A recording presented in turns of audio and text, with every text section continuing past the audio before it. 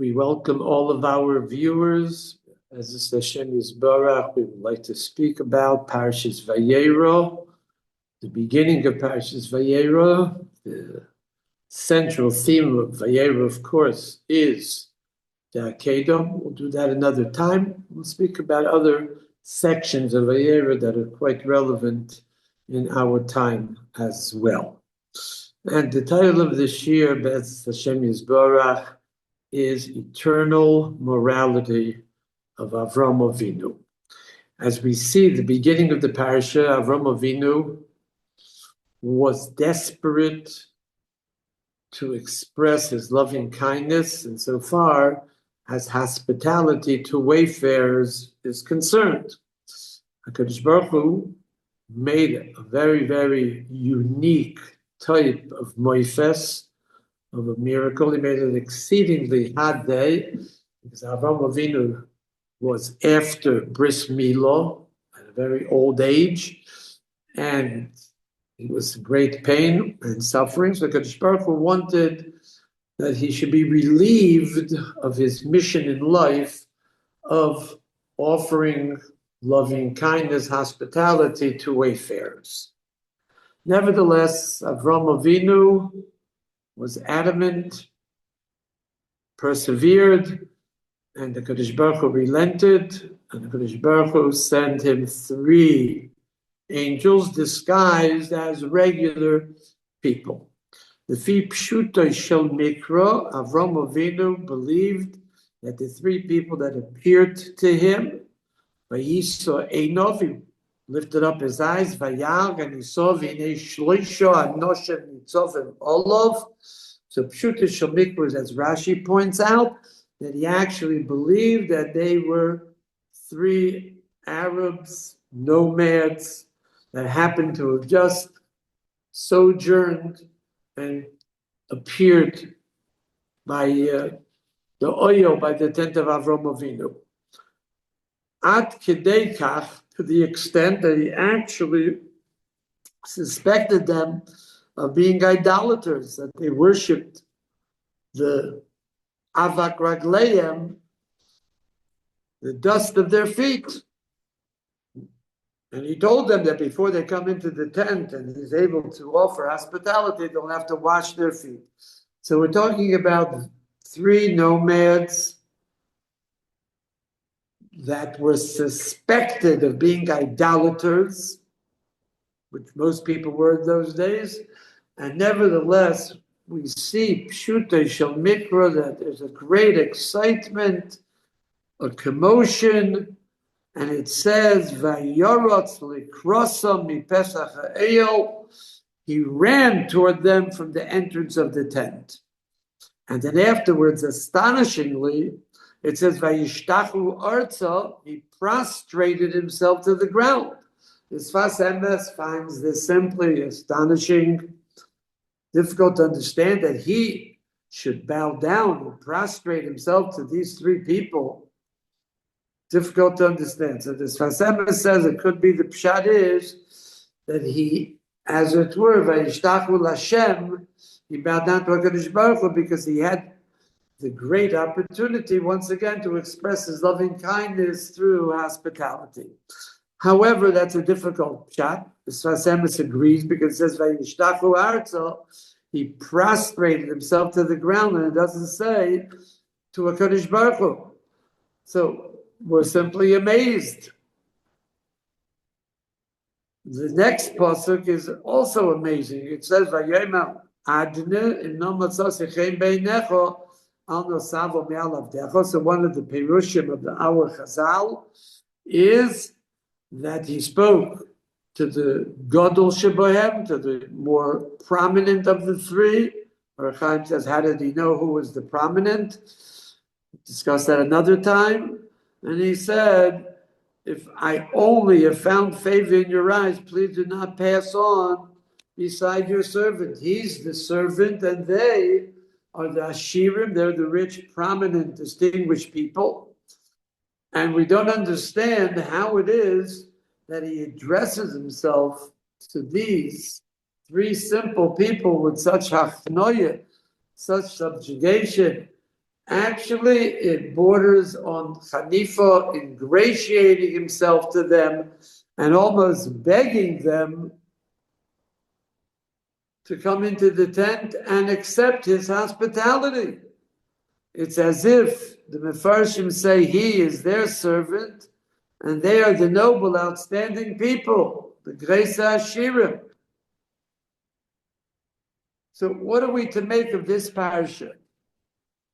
And we know that all the parashas of the Torah that discuss Avraham Avinu and the other of us, so we know that it's in order to teach us.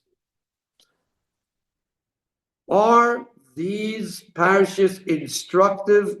Yes. Do they offer us directions even in our time? Yes, and eternally.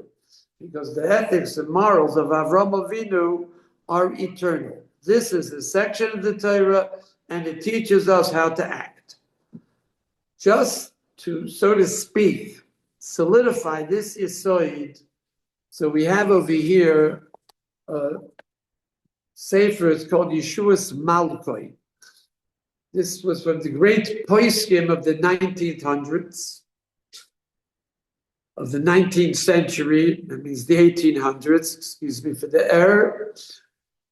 And this was called Rabbi Yeshua Mikutna. There was a great city in Lita that was called Kutna, and he was the Pesach, succeeded his father in the mid-1800s, and he was accepted in all of, regardless of what he said, he was accepted in the entire community as well as in Lita as large. He was, in other words, one of the great poskim of the time. So he asked a very simple question. Now, he was not the first one to ask it. Rishonim asked, we know that Avraham Avinu was tested with 10 trials and tribulations. Not all are mentioned in the Torah. The Torah devoted the entire section to the last of the 10 trials and tribulations. That's Yitzchak, when he was called upon to offer up his son as a sacrifice to the Almighty. However, there were other great, outstanding trials and tribulations that he was able to withstand and succeeded. And one, of course, is Kivshon Aish, Nimrod, told Avram Avinu that he gave him an ultimatum. Either you bow down to the idols or we'll throw you into a fiery furnace. Avram Avinu decided that it's better to be thrown in a fiery furnace. And of course, there was a miracle made. For Charon, there was no miracle made because he also agreed to be thrown in and not bow down to the idols. But he did so, he did so that he should be saved by a miracle. Avram Avinu did not think in terms of being saved. He was ready to commit martyrdom, and he did. He was thrown in without any type of exterior motivations, pure martyrdom. So how come this trial and tribulation is not mentioned in the Torah? Lech Lecha, as we mentioned last week, is mentioned in the Torah. The way we understand it, if our limited knowledge, and it's very limited, that the confrontation with Nimrod, in contradistinction to Lech Lecha, was a more difficult trial and tribulation that's not mentioned in the Torah. So, halacha l'maisa. This is to be understood as halacha l'maisa. So, Rabbi Yoshua Mikutna explains as follows. The Gemara in Psachim Kuf Yud Ches tells us that when Nimrod simply took Avram Avinu and cast him into the fiery furnace, so Gabriel, the angel Gabriel, said that he's going down to save him. Kadosh Baruch Hu said, no, you are not going to go down to save him. Ani yochid boilami v'hu yochid boilamai. I am individual. I'm one and only one in the above world. And Avram Avinu was one and only one in the below world. Therefore, it's not fitting that you should save him. No liyochid latzalas yochid. It's more befitting, more appropriate that the one and only one should, in heaven, should save the one and only one on earth. So we don't understand this Gemara. So Rabbi Yeshua that tells us as follows. Why is this not in the Torah? The answer is because Torah means Torah, instructions, directive. So whatever is in the Torah, we have to find some sort of instruction, some sort of directions that are addressed to us, and we must follow it because the Torah is eternal, and no story and no section of the Torah is without moral didactic directions for us. That's the Yesod of Rabbi Yeshua Mikutna. And he explains the following.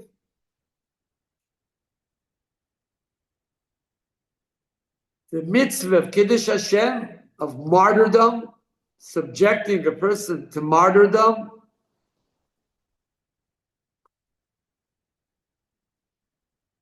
is only when there is coercion and force applied to him. And therefore, he's an onus. He does it against his will. He's not interested in serving Avodah Zarah. He was forced to do it.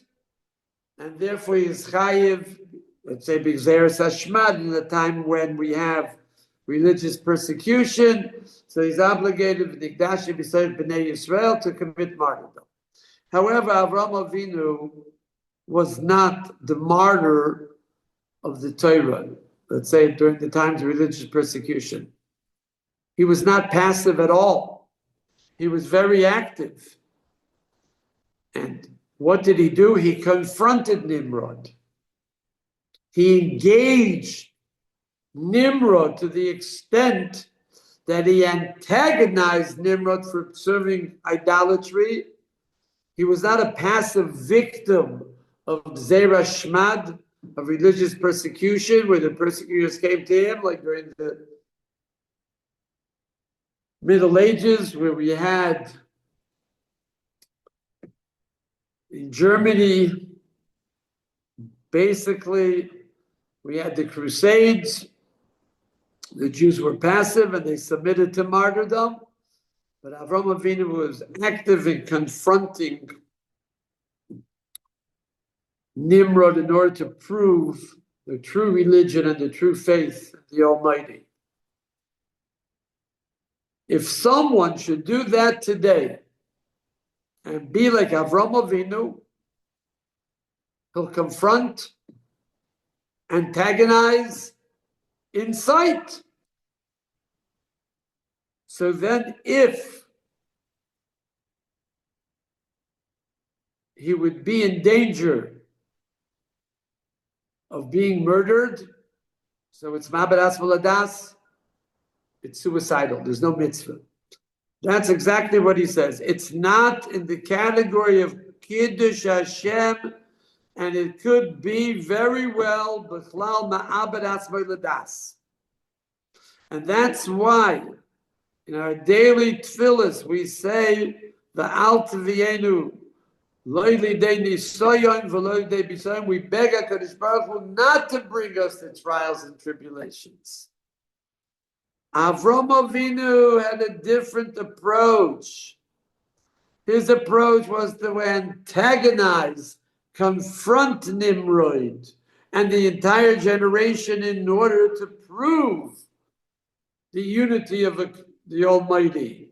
And that's why V'pilos L'kiv Shoneish was simply a revenge of Nimrod. And all the Sipurei Torah,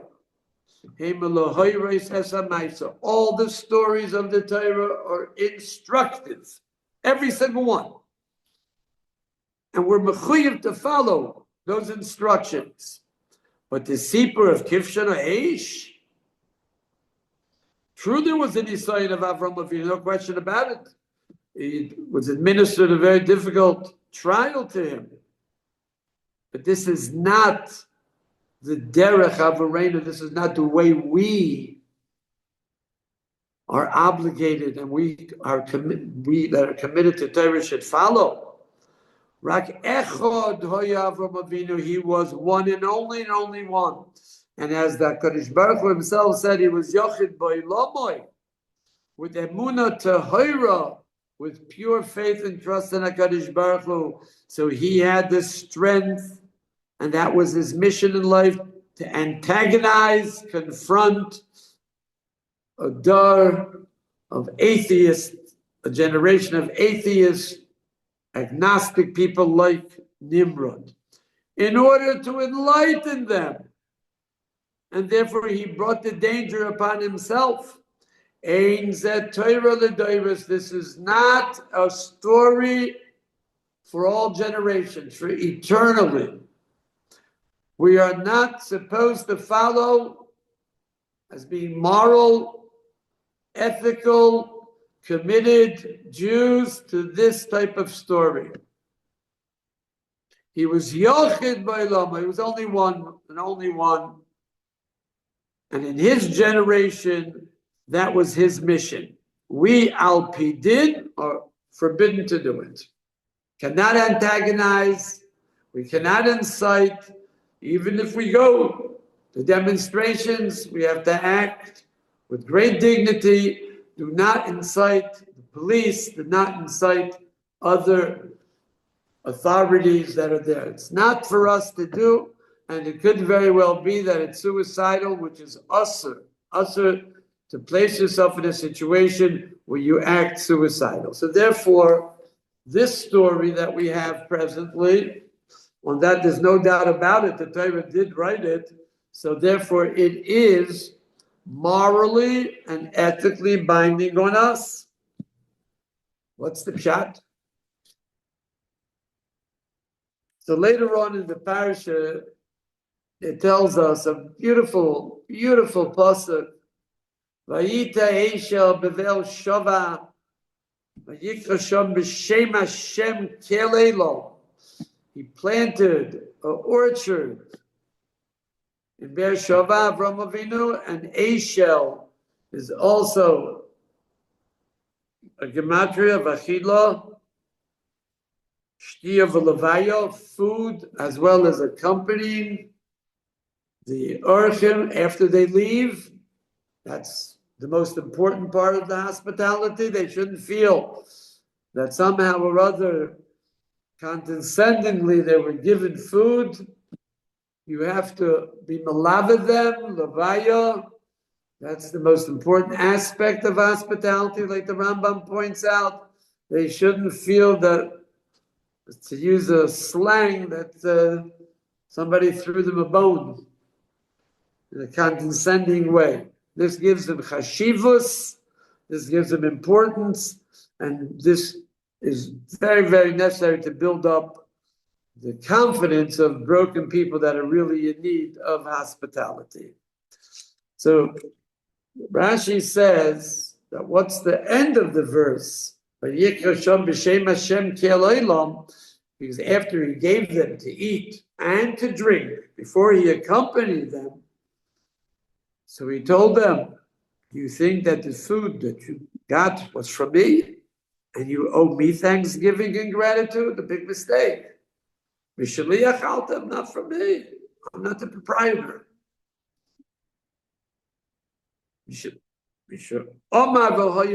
From he who created the world.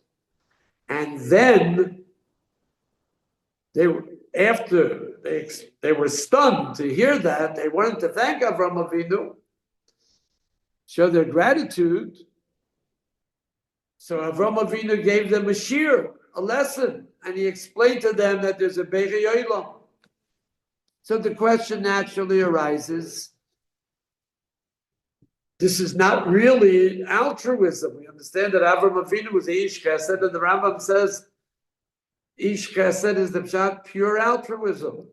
Here he had a personal self-serving interest in bringing people to the knowledge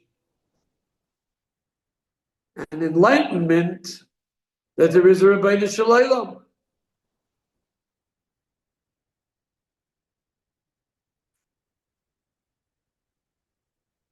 So of course, if he gave them to eat and he gave them to drink, so that was a vehicle, because if after somebody eats and drinks by a balabayas, by the host, so he is very, very happy that he was able to partake of the meal, and now he's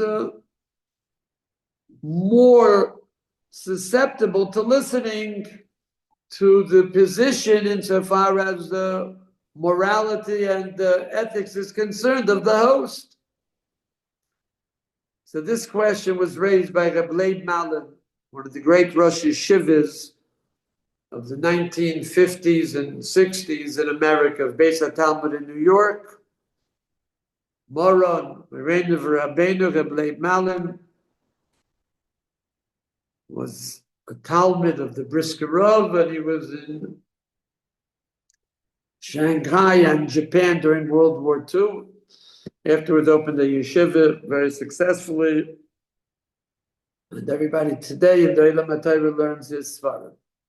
So Leib Malin answered, there's no question about it that is chesed, no question about it, that's chasadim, that's loving kindness.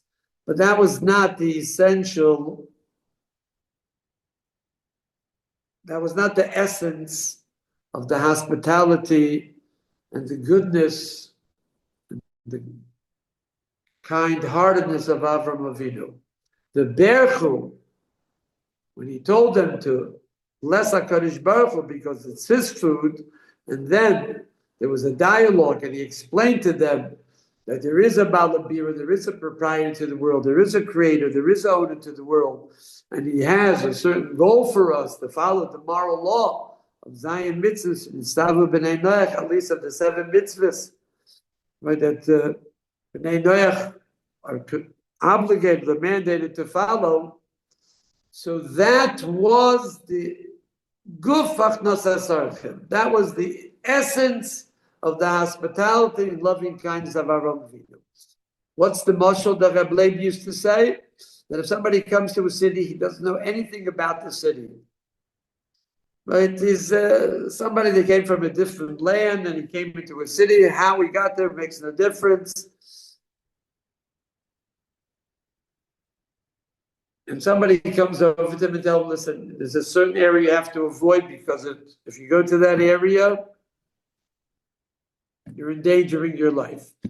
If you want to know where to go, where you'll have a good achsanya, where you'll be safe, secure, and sheltered, so you go to the left, to that area and that community.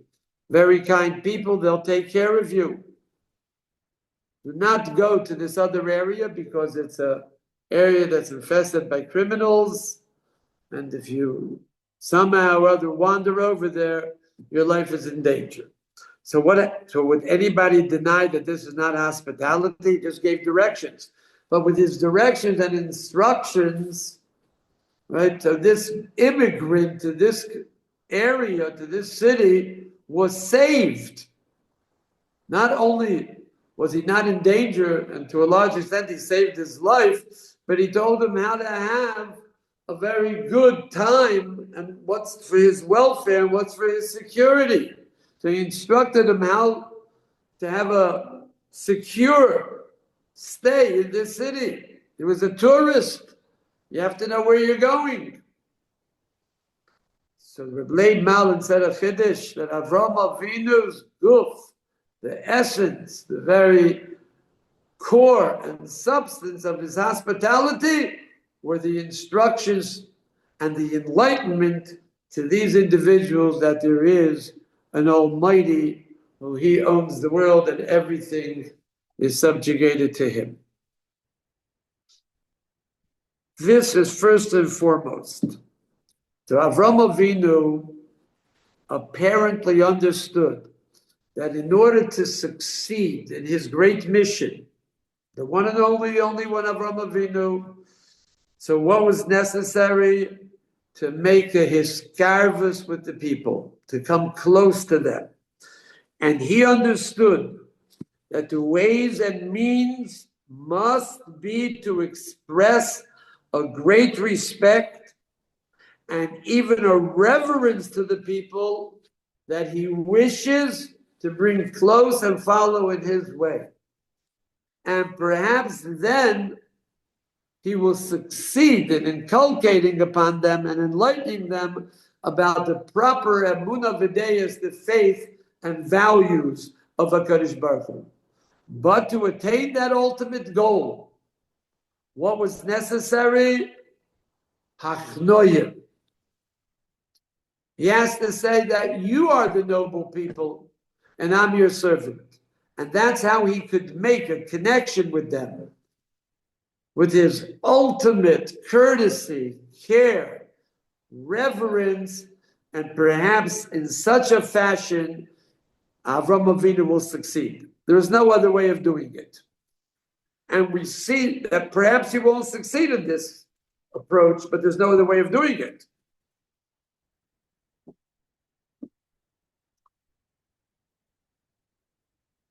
So this parsha of the Torah is instructive and eternal for all ages. And we derive a very, very important yesod that's relevant to every single Jew for all time. We have to discern that basically we carry a double load. This I heard from Meiri V'Rabbi, Moran Rabbi Yosef, that we are responsible to participate in the great movement of bringing everybody into the enlightenment in our time. We have also a Tinok Shenishba. We have like a child that somehow or other was a hostage, was taken a hostage, and he grew up in a very, very secular environment, an agnostic environment, an anti-Torah environment. We have it today very, very, very manifest. We have the media, we have all the agnostic values that are pervasive and prevail today. So we basically carry a double load.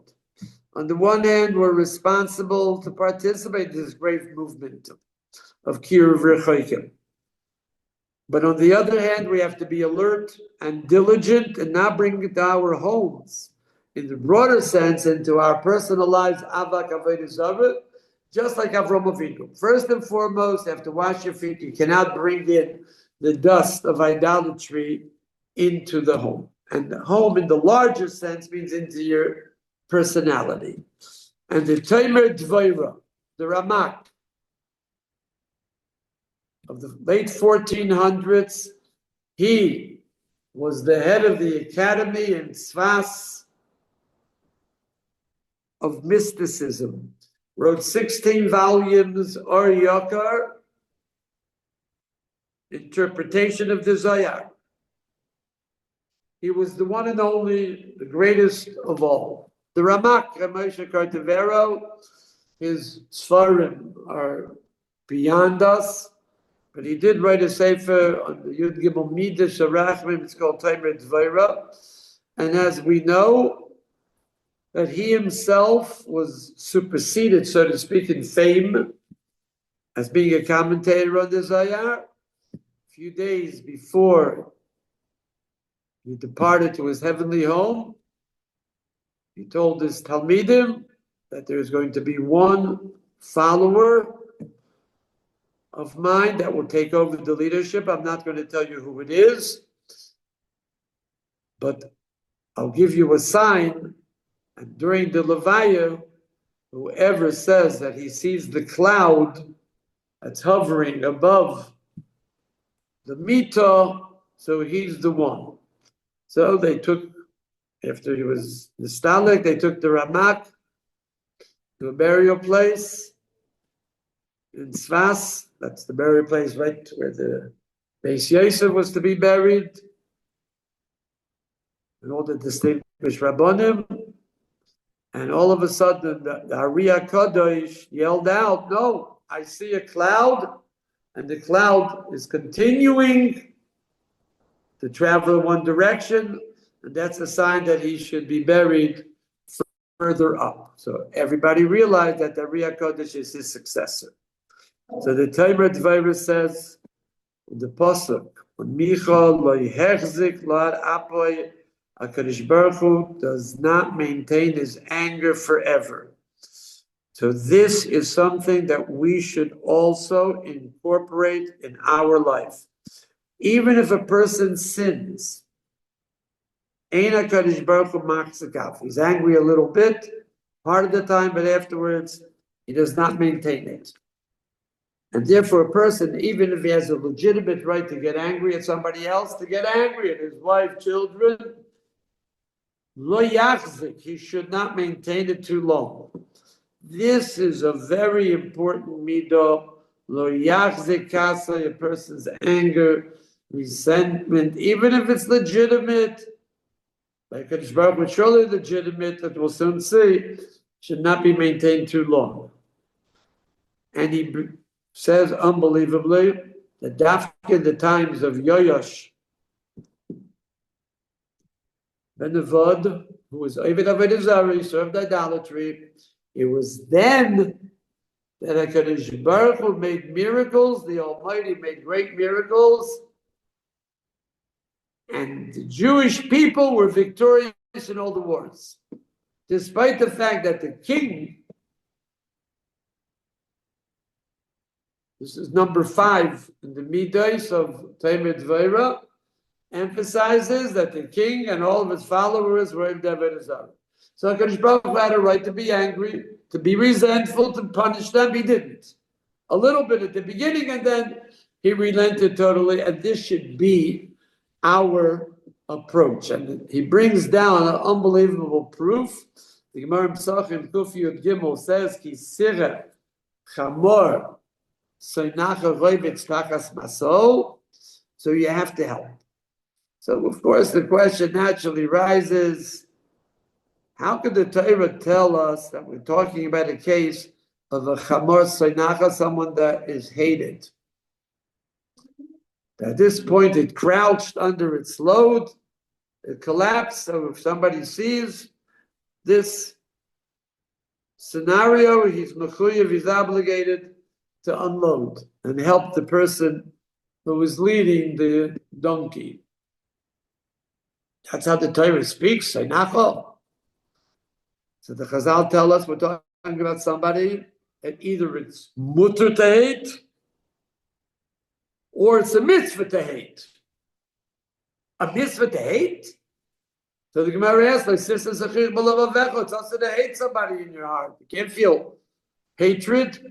So the Gemara says we're talking about somebody that committed an immoral act.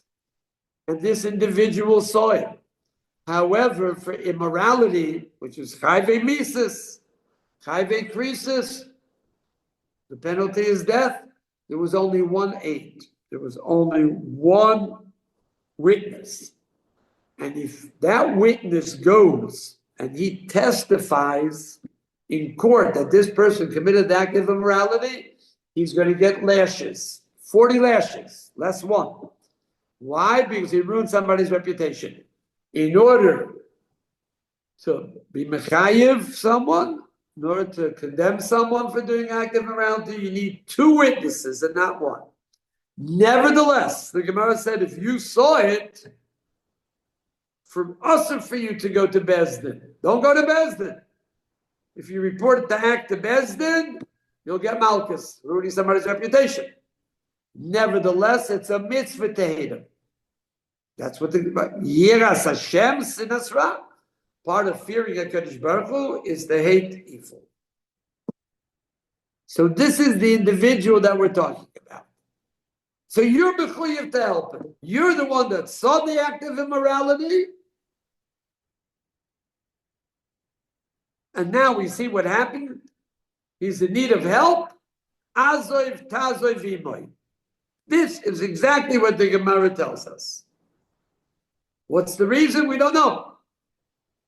Says the Ramak, he knows. Not B'derech Kabbalah, not mysticism, and Pshat Pasha. These are his holy words.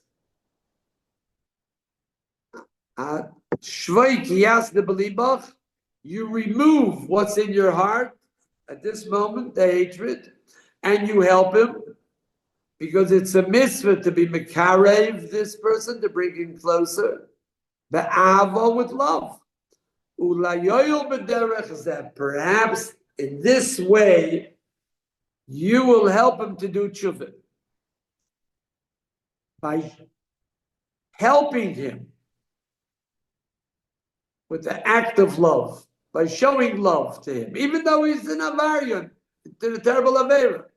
No question about it. He knows you know. And all of a sudden he'll be stunned. The fact that you know that he did such a terrible thing, nevertheless, you help him, you express loving kindness, says the Ramakia, because this is the only way that there's a possibility that you will have him follow in your ways. Ulai, yoyel b'derech zu. It's not 100%, but there's no other way. So this is what we learn. Even if the Torah told us we're dealing with an avarian, a sinner, nevertheless, if one can lower himself even to the point of ignoring that he is a zoken and fitfoidai, he's a distinguished person, and he can act like Avram Avinu, can relegate the strangers to be on a higher level than him, and he's no more than a servant to them. So perhaps the result will be that the strangers will be mamshich, will continue after him and become aware, and will profoundly become aware and recognize that there's a kaviyachol, there's a balabos, there's an owner, proprietor over everything and over everybody, and he has a moral code that obligates us. This is what we learn from the beginning of the parasha. But we learned something else, which we wanted to speak about last week, but we did not have a chance to, because Thursday was the yard site of the Chazon Ish. And we always like to say something over from the Chazon Ish, so we'll take this opportunity now. One of the malachim, afterwards, of course, these three people were revealed to be angels.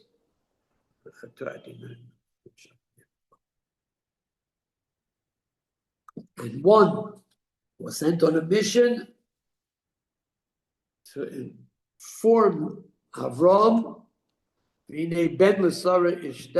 that your wife will have a son. And we know that when Sarah heard this, she was not in the tent, she was outside of the tent. So the Torah tells us, Vatischak Sarah Bikirba, she laughed. Old lady, 90 years old, doesn't have the apparatus anymore to give birth to children. And my husband is also old. So then she was reprimanded, not directly by HaKadosh Baruch Hu, but through Avram Avinu.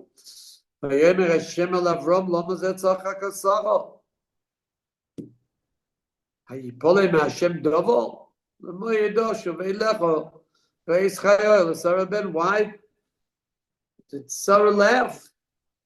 Is anything too great for HaKadosh Baruch Hu to implement?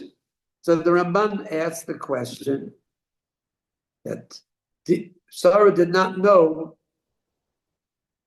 that these individuals were malachim. She was outside of the tent. She thought they were hedyotis. They were simple people, Arabs, simple people. Had Sarah heard from Rabbanim, from Nevi'im, from distinguished people, such a b'sura, of course she would have believed it. Is she obligated to believe people like that? They're not Nevi'im, they're not prophets.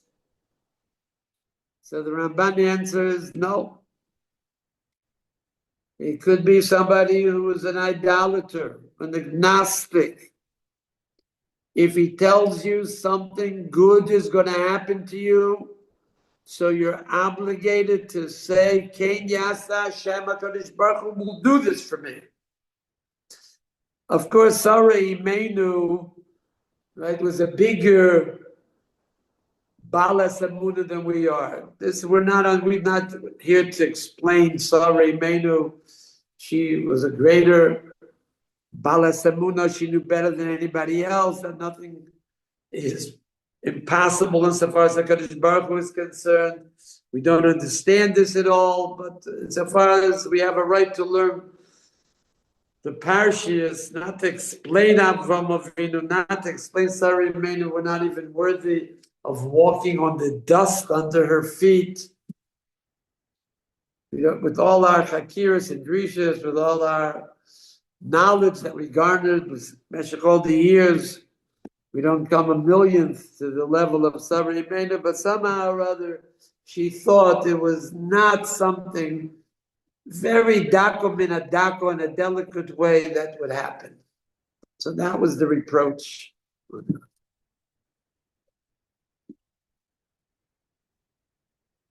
In the beginning, I'd like to conclude with a story about the Chazon Ish, to commemorate his yard site, which was Tes Vav Mar Cheshvan this past Thursday.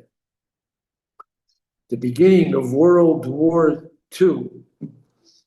So the Rov of Yerushalayim during that period was Rabbi Hersh Pesach Frank, one of the great poskim of all time. And his Rebbetzin contacted pneumonia. She was an older lady, and Dr. Isserlis, a very famous doctor, he was also the doctor of the Brisker Rov from Germany, lived in Geula, for those that are familiar with Jerusalem, Rechav Malachi. So he said that 90% people that age who have pneumonia will leave the world.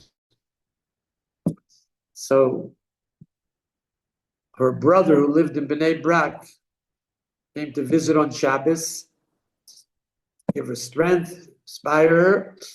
And B'tzoi Shabbos, Dr. Isserlis came in and said, according to her condition now, she can pull through till Wednesday. That's it.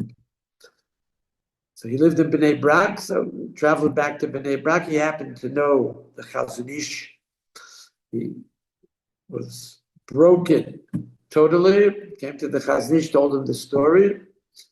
So the Chazon Ish did not respond with sympathy, no empathy. He simply said, not to worry. Why not?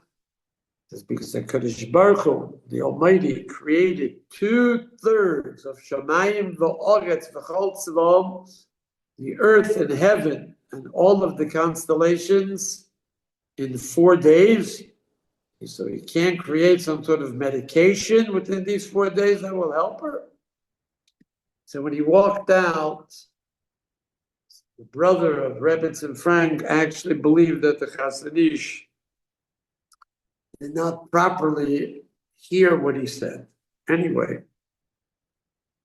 at the beginning of World War II, as I mentioned a moment ago, so Hitler was winning. The only one that kept up the spirit of all the allies, including the Jews in Palestine, was Winston Churchill, one of the great orators of the 20th century.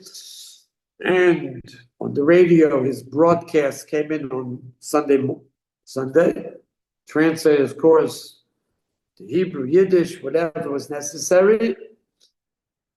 But he had not spoken for a month. And rumors circulated that he died. Make a long story short, the spokesman Sunday morning said that today Winston Churchill is going to deliver his address to inspire a fighting spirit. And everybody should know that the reason that he was not here because he contracted pneumonia and he took an experimental drug called penicillin, antibiotics penicillin, and he was, Baruch Hashem, saved, restored to health. In another 20 minutes he'll speak. This message came across very, very strongly, and it was transmitted to the people of Hersh Pesach Frank. The Rav Roshi at the time, the chief rabbi, was Rav Herzog, came from Ireland, and he had connections with the British Parliament, and every Sunday, during the time of the mandate, so a plane full of supplies, military supplies, would come for the military personnel here. So he asked somebody in the parliament to make sure that when the plane arrives, we're going to have a few bottles of antibiotics, penicillin. It arrived Sunday evening. He gave her part of it. Monday morning, he gave her another portion. Tuesday, another portion. And Wednesday, she got out of bed and was perfectly restored to health. The Rosh Yeshiva of Ponevezh always would mention this story in connection to the Chazon Ish. Chazon Ish, I think it's very valuable to transmit it. Of course, this is the connection to Sarah Yemenu, Parshas Vayera, according to the Ramban. Again, we're not explaining Sarah. They're above and beyond our conceptions, incomprehensible. But his uncle, Shmuel Rozovsky, did not understand what the Chazon Ish meant. If HaKadosh Baruch Hu could create 2/3 of the world, Almighty created 2/3 of the world, all the constellations, in 4 days, so why do you, as it were, hold it's a very distant, vague possibility that he'll create some sort of medication to cure? There's no reason to make this remote. Kadosh Baruch Hu can do anything, of course, in 4 days. What should have been the reaction of the brother? Ken Yasa Hashem. You have faith and trust in the Kadosh Baruch Hu. That is great, a simple medicine. That is what we have to learn. Even in difficult times, there's Hashem Dava. Something is beyond, above and beyond the Kadosh Baruch Hu. We hear a good tepsura. We hear somebody gives us a good greeting, gives us a bracha, blesses us. So we say, Kenyas Hashem, but it has to be a Kadosh Baruch Hu should do this because it's very simple for a Kadosh Baruch Hu, because there's nothing above and beyond his means. On the contrary, we should be excited and we should have faith and trust in HaKadosh Baruch Hu that he'll do it for us, and that will help implement whatever need we need. All the best.